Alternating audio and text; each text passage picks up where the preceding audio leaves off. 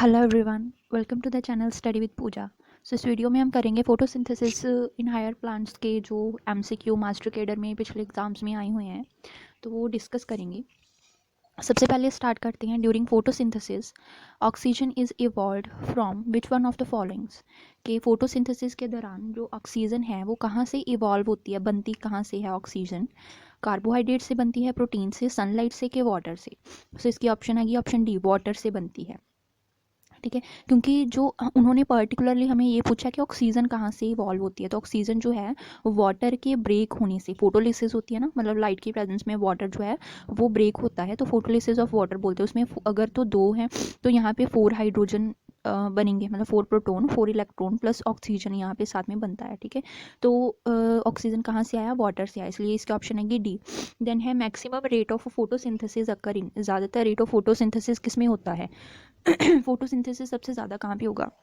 जैसे हमने पढ़ा है कि 400 टू 700 नैनोमीटर की जो वेवलेंथ होती है उसमें ये फोटोसिंथेसिस होती है।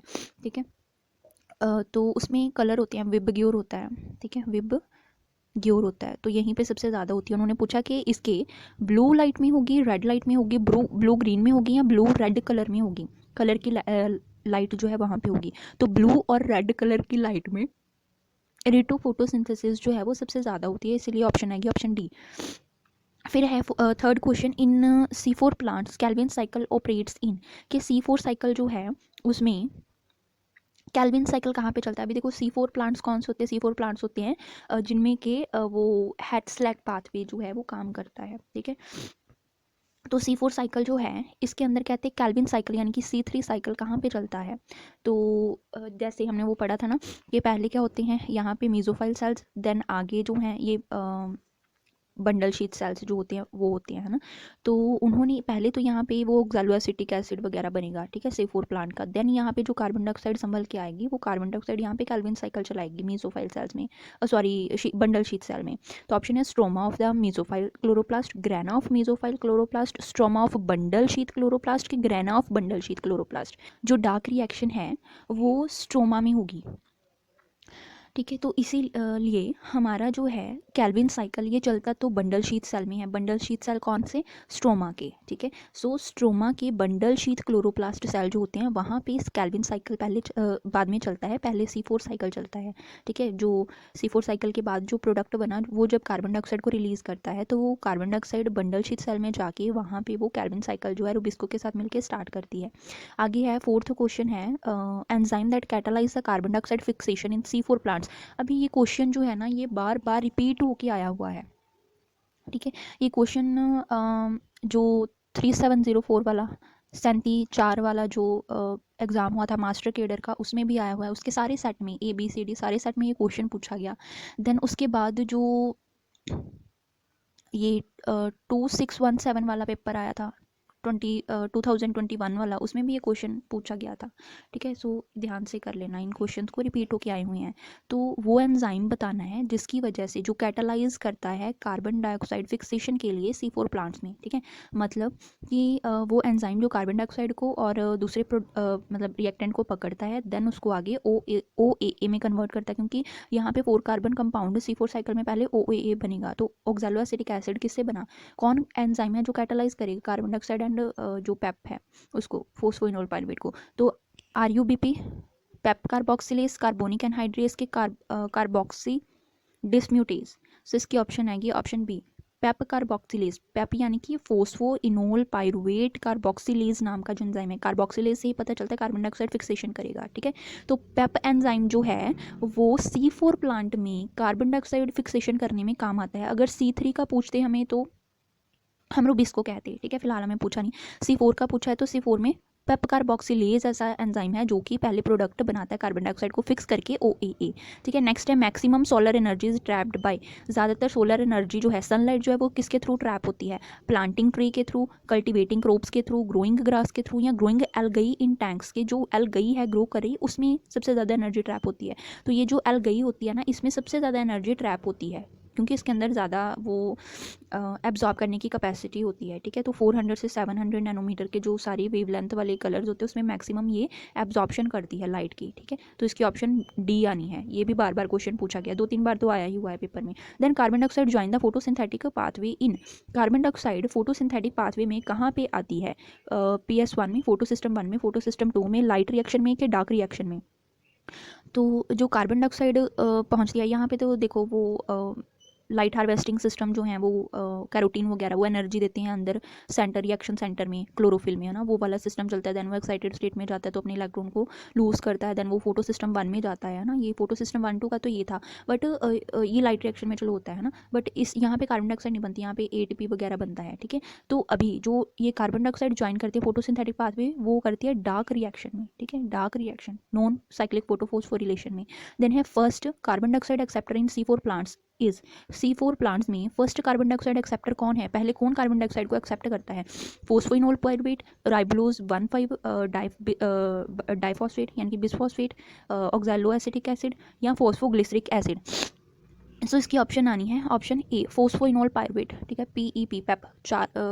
4th वाले में पूछा ना C4 साइकिल में, तो वहाँ पे पेप जो है वो पहले कार्बन डाइऑक्साइड को एक्सेप्ट करता है, ठीक है। फिर ये दोनों मिलके पेप कार्बोक्सिलेज एंजाइम की हेल्प से OAA बनाते हैं, ठीक है। उसके बाद है 8th question, during the light reaction of photosynthesis which of the following phenomena is observed during the cyclic and non cyclic photophosphorylation? कि जब लाइट रिएक्शन होती है फोटोसिंथेसिस में, ठीक है, फोटोसिंथेसिस में एक लाइट एक डार्क रिएक्शन होती है ना, तो लाइट रिएक्शन की बात करें, कहते हैं जब लाइट रिएक्शन होती है तो कौन सा ऐसा फिनोमिना है जो साइक्लिक और नॉन साइक्लिक दोनों फोस्फोरिलेशन में देखने को मिलता है, मतलब डार्क लाइट दोनों में देखने को मिलता है? तो कार्बन डाइऑक्साइड ऑक्सीजन रिलीज होती है उसमें से, ATP फॉर्म करता है, फॉर्मेशन ऑफ NADPH यानी कि NADPH बनती है, कि involvement of P1 P2 photo system pigments synthesis के फर्स्ट और सेकंड फोटो सिस्टम के पिगमेंट्स जो हैं वो बनते हैं। तो इसकी ऑप्शन जो है वो कौन सी ऑप्शन आएगी इसकी?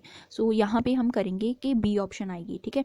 जो साइक्लिक फोटोफॉस्फोरिलेशन थी उसमें फोटो सिस्टम 1-2 वो भी ATP प्रोडक्शन में हेल्प कर रहे थे, देन यहाँ पे भी तो एनर्जी थोड़ी बहुत बनती है। 9th क्वेश्चन है, which of the following pigment act as a reaction centre in the photosynthesis? Reaction centre मतलब जो इस तरह से ये होते हैं हमारे लाइट हार्वेस्टिंग सिस्टम, ठीक है, थोड़े मैंने बड़े बना दिए। लाइट हार्वेस्टिंग सिस्टम बीच में होता है रिएक्शन सेंटर, ठीक है, जहाँ से कैरोटिनॉइड, ज़ेंथोफाइल वगैरह इलेक्ट्रॉन को गेन करके वो देते हैं क्लोरोफिल A में, फोटो सिस्टम में, है ना। तो यहाँ पे रिएक्शन सेंटर में कौन सा पिगमेंट काम करेगा? क्लोरोफिल A का या तो P700 होता है या P680 वाला होता है ना। तो इनमें से अगर ऑप्शन देखें तो कैरोटीन है, फाइटोक्रोम है, P700 है या साइटोक्रोम है। इसके ऑप्शन आएगी ऑप्शन सी, P700 वाली जो वेव नैनोमीटर वाली वेवलेंथ है वो रिएक्शन सेंटर में प्रेजेंट होती है। फिर है 10th question, which fraction of the spectrum of the solar radiation are primarily absorbed by the carotenoid of the higher plants? कि जो विजिबल स्पेक्ट्रम होता है मतलब 400 से 700 नैनोमीटर वाला पार वाला जो होता है, उसमें कहते हैं इस विजिबल स्पेक्ट्रम में जो रेडिएशंस होती हैं सोलर रेडिएशन, ठीक है, उसमें से जो कैरोटिनॉइड है वो कौन सी वाली सोलर रेडिएशन को एब्जॉर्ब करेगा? कैरोटिनॉइड जो है वो कौन सी वाली को एब्जॉर्ब करेगा? देखो कैरोटिनॉइड जो है वो हल्का सा मतलब वो थोड़ा dark greenish to violet colour के आसपास का होता है, ठीक है। तो इसीलिए वो कौन सी अभी लाइट वाले वेवलेंथ को एब्जॉर्ब करेगा? ब्लू ग्रीन को, ग्रीन रेड को, रेड वॉयलेट को या वॉयलेट ब्लू को? सो इसकी ऑप्शन है ऑप्शन डी, वॉलेट ब्लू वाला जो कलर होता है ना वहाँ पे ये जो कैरोटिनॉइड है ये प्रेजेंट होता है और वहीं से ये अपनी जो इसके पास रेडिएशंस आती हैं उसको हाईली एब्जॉर्ब करता है और फिर रिएक्शन सेंटर को देता है। फिर है 11th question, as compare to the C3 plants how many additional molecules of the ATP are needed for net production of 1 molecule of hexose sugar by the C4 plants? उनके कहने का क्या मतलब है? कहते हैं जो अगर हम C3 के कंपैरिजन देखें, मतलब कैल्विन साइकिल वाले जो प्लांट्स हैं, C3 प्लांट्स होते हैं जिनमें कैल्विन साइकिल चलता है, उनकी कंपैरिजन हम देखें अगर कि C4 प्लांट में कितने हमें मॉलिक्यूल चाहिए एनर्जी के, ATP के कितने मॉलिक्यूल की हमें ज़रूरत है ताकि हमारे पास ग्लूकोज हेक्सोज शुगर यानी कि 6 कार्बन वाली जो हमारे पास ग्लूकोज है वो बन सके, ठीक है। तो कितने चाहिए होते हैं हमें? 2 ATP चाहिए, 6 चाहिए, 12 चाहिए कि ज़ीरो, कोई भी नहीं चाहिए। तो हमारे पास 12 एटीपी हमें चाहिए होते हैं, ठीक है। टोटल 18 वो एनर्जी लगती है, 18 मॉलिक्यूल्स लगती हैं, 12 होते हैं एटीपी के, 6 लगते हैं NADPHO वगैरह में से, ठीक है। सो 12 जो है उन्होंने अकेले एटीपी के पूछे, आपने 12 बता देने, सो सी ऑप्शन। फिर carbon dioxide join the photosynthetic pathway in, carbon dioxide photosynthetic pathway कहाँ से ज्वाइन करती है, पहले भी क्वेश्चन आया हुआ है ना, पढ़ के हटे अभी। Carbon sorry photo system 1 2 light reaction या डार्क रिएक्शन, तो सिंपल इसका आएगा डार्क रिएक्शन में कार्बन डाइऑक्साइड जो है वो ज्वाइन करती है फोटोसिंथेटिक सिस्टम को।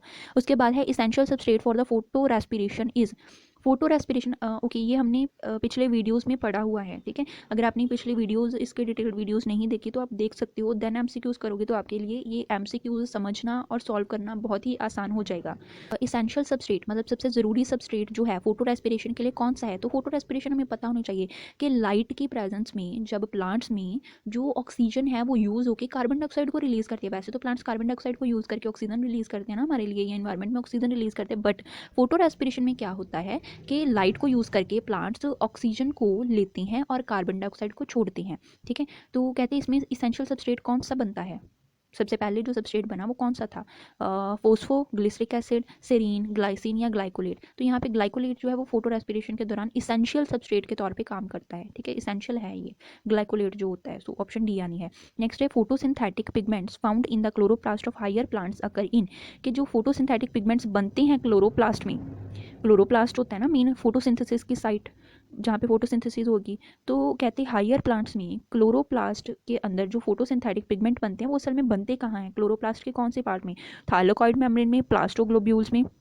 मैट्रिक्स में, कि क्लोरोप्लास्ट एनवेलप में बनते हैं। सो इसका आएगा थाइलाकॉइड मेम्ब्रेन के अंदर बनते हैं, ठीक है। हमने वो ऐसे पढ़ा था ना कि जो वो होता है क्लोरोप्लास्ट होता है उसमें इस तरह से करके कॉइन टाइप स्ट्रक्चर बने होते हैं, अगर तो वो अकेला एक है उसको हम बोलते हैं थाइलाकॉइड, अगर वो इकट्ठे हो जाते हैं उसको हम बोलते हैं ग्रेना, ठीक है। सो हमारी इसकी ऑप्शन आएगी ऑप्शन ए थाइलाकॉइड मेम्ब्रेन, ठीक है। तो अभी हमारे यहीं तक ये क्वेश्चन थे जो पिछले मास्टर केडर में आए हैं, बट ये रिपीट हो के आई हुई हैं, काफ़ी सारे क्वेश्चन जो हैं वो बार बार रिपीट हुए हैं। और जितनी मतलब जैसे 3704 वाला 3704 वाला जो पेपर था उसमें ABCD जो कोड आया पेपर का, उसमें सभी में ये क्वेश्चन सेम ऐसे ही आए हुए हैं, बस थोड़ा इधर उधर करके दिए हुए हैं, ठीक है। तो क्वेश्चन सारे सेम ही हैं, ये रिपीट होके आए हैं, तो आप इनकी अच्छे से प्रैक्टिस कर लो तो आपके लिए एग्ज़ाम में मतलब परफॉर्म करना थोड़ा आसान हो जाएगा। तो उसके अगर एक्स्ट्रा क्वेश्चंस जो इंपॉर्टेंट लगे वो मैं ज़रूर निकाल के वीडियोस की अपलोड कर दूँगी।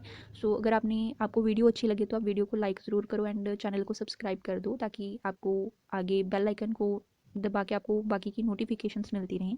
सो बाकी करते हैं नेक्स्ट वीडियोस में। Thanks for watching the video.